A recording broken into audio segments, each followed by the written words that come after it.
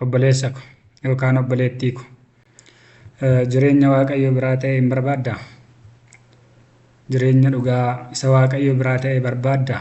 Namni jireenya Waaqayyo biraa ta'e barbaadu yoo jiraate kun egaa seera uumamaati. Kan Waaqayyo birattis nama birattis uumama birattis fudhatamuuf hin jijjiiramnedha.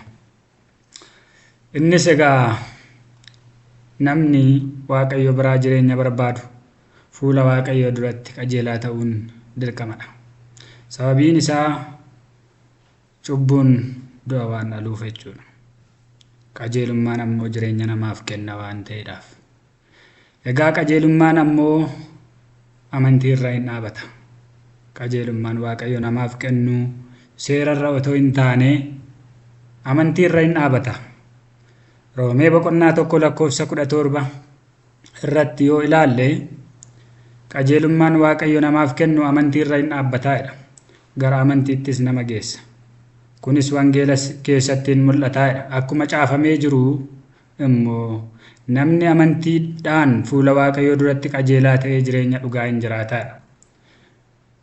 Namni amantiidhaan fuula Waaqayyo duratti qajeelaa ta'e jireenya dhugaa hin jiraataa jedha.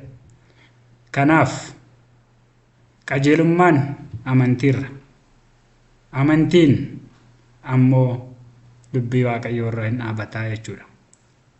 Kana jechuun jireenyi qajeelummaarra, qajeelummaan amantiirra, amantiin ammoo dubbii Waaqayyoo irra dhaabataa jechuudha. Karaa biraa Roomee boqonnaa 10:17 irratti yoo ilaalle egaa amantiin dhaga'uu irraa hin dhufa. Wanti dhaga'uun ta'u immoo dubbii Kiristoosiin hin beekamaadha. Amaariffaa isaa keessatti እምነት ከመስማት ነው መስማትም ከእግዚአብሔር ቃል ነው jedha. Amanuun dhaga'uurraa, dhaga'uun immoo dubbii Waaqayyoo irraa dhufa waan jedhuufi namni dhugumaan jireenya Waaqayyoo biraa barbaadu qajeelummaa isa Waaqayyo namaaf kennu isa amantii irra dhaabbatu sana, amantii isa dubbii Waaqayyoo irra dhaabbatu sanatti qabamee jiraachuun isaaf ta'a jechuudha. Kanaaf dubbii Gooftaa keenya Yesuus Kiristoos wangeela Yohaannis boqonnaa 3:16 irratti dubbate yoo ilaalle Waaqayyo akkasitti tokkicha ilma isaa hamma kennuufiitti biyya lafaa jaalate.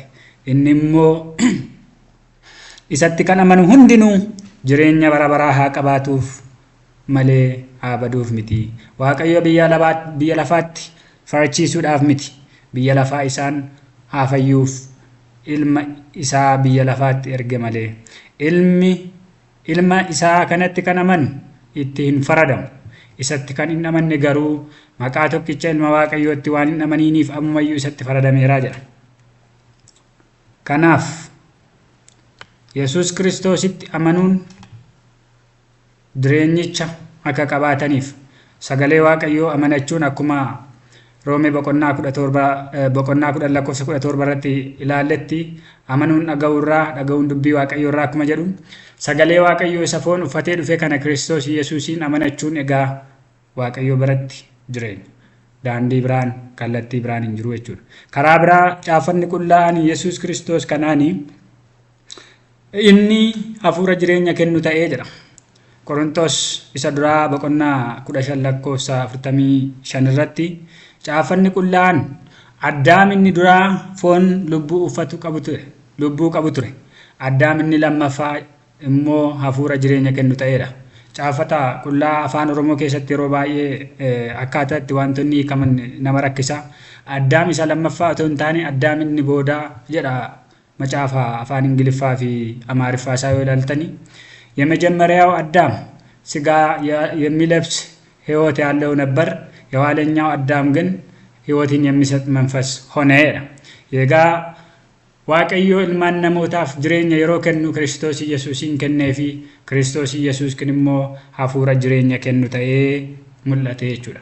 Kanaaf namni Waaqayyo biraa jireenya barbaadu isa hafuura jireenya kennu ta'ee dubbii Waaqayyoo isa foon uffatee dhufe kana Kiristoos Yesuusiin amanachuun dirqamadha jechuudha. Karaa biraa immoo wangeela Yohaannis boqonnaa 6:63 irratti hafuurri hin jiraachisa, foon homaa dhimma hin baasu.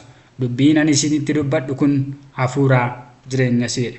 Yesuus Kiristoos egaa dubbiin Waaqayyoo kun inni foon uffatee dhufee dubbiin inni dubbatu hafuura jireenya. Hafuurri immoo hin jiraachisaa, foon garuu dhimma hin baasu. Kanaaf namni Waaqayyoo biraa jireenya barbaadu hafuuricha isa jiraachisu sana, hafuura Waaqayyoo sana argachuun isaaf hin ta'a jechuudha. Jalqabatti namoonni yeroo kufan ulfina Waaqayyoo keessaa bahanii du'uun isaaniif ta'ee hafuurri Waaqayyoo isaanirraa hin fudhatame. Garuu immoo Kiristoos Yesuus hafuuricha isa jireenya kennu ta'ee mul'ateetii ilmaan namootaa karaa isaa akka fayyaniif Waaqayyoo ergee jechuudha.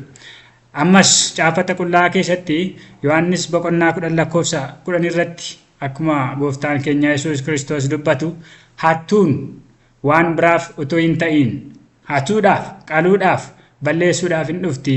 Ani garuu hoolonni jireenya haa qabaataniif, irraa hafaas haa qabaataniif dhufeeraa jedhe. Kanaaf Waaqayyo jireenya Kiristoos Yesuus keessa kaayitii ilmaan namootaaf kenne. Sagalee isaa kana foon uffisee ergee isa kanatti kan amaanan jireenya haa qabaataniif, irraa hafaas haa qabaataniifi ergeera jechuudha. Kanaaf obboleessa ko, obboleettii ko, jireenya isa Waaqayyo biraa ta'e yoo barbaadde jireenyichi Kiristoos Yesuus keessa jira. Isa keessa dhofamee jira. Badhaadhinni Waaqayyoo inni safara hin qabne hundinuu Kiristoos Yesuus keessatti dhokfamee jira jechuudha. Caafanni qullaan Qolaasaayis boqonnaa 3:2 irratti akkuma dubbatu badhaadhummaa, ogummaa fi beekumsi hundinuu isa keessa dhokfameera. Badhaadhummaan Waaqayyoo, ogummaan, beekumsi kun hundinuu immoo jireenya namaatiif akka ta'utti Kiristoos Yesuus keessa dhokfameera jechuudha. Egaa Kiristoos Yesuus keessa isa dhokfame yaada Waaqayyoo kana, badhaadhummaa Waaqayyoo kana, ogummaa Waaqayyoo kana namni akkamittiin hubachuu danda'a yoo jenne hafuura Waaqayyoo qabaachuun isaaf dirqamadha jechuudha. Kanaaf Waaqayyoo biraa namni jireenya barbaadu hafuura Waaqayyoo of keessaa qabaachuun dirqama isaatii jechuudha. Sababiin isaa caafanni qullaan akkas jedha. Qorontoos duraa boqonnaa 2:11 irratti waan yaada namaa keessa jiru hafuura namicha keessa jirutu beeka malee namni biraa beekuu hin danda'u jedha.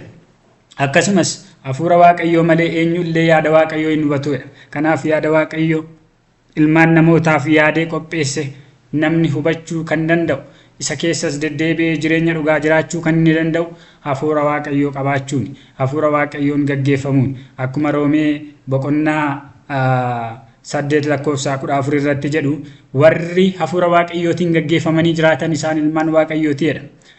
Kanaaf hafuura Waaqayyootiin warri gaggeeffamanii jiraatan isaan ayyaana Waaqayyoo jala waan jiraatanii fi cubbuunis isaan irratti gooftummaa hin qabaatu. Caafanni qullaan Roomee boqonnaa 6:14 irratti akkuma dubbatu, egaa isin amma ayyaana Waaqayyootti malee seeratti qabamtanii waan hin jiraanneef cubbuun isin irratti gooftummaa hin qabaatu jedha.